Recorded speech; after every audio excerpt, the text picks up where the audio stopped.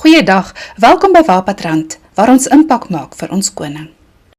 Ons groei in geloof en liefde en verhouding met God, mekaar in die wêreld, is diensbaar, omhels verskeidenheid en bly relevant vir die tyd waarin ons leef.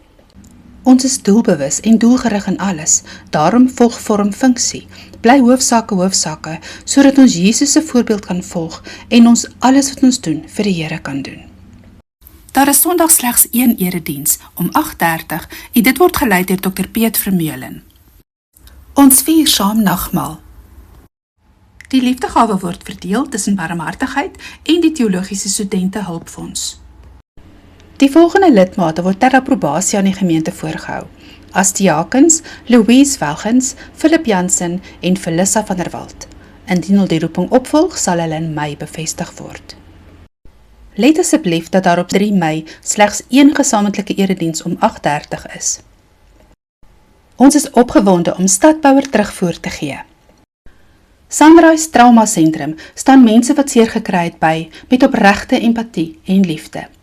Saam met die polisie neem hulle deel aan projekte by skole, besighede, kerke en winkelsentrums waar hulle bewusmaking doen en praatjies lewer oor relevante onderwerpe. Hulle het ook 'n behoefte aan addisionele beraders. Kontak vir Colette indien jy wil help. Goeie nuus, ons koffiekarretjie met goeie koffie is amper klaar. Nou benodig ons 6 mense om as baristas opgeleid te word. Dis 'n kort gesertifiseerde kursus wat jy selfs op jou CV kan sit, maar die belangrikste is dat dit iets is wat jy vir ons Here kan doen. Kontak vir Marcel indien jy belangstel. Op 31 Julie tree Rihanna Nel by Wapatrand op.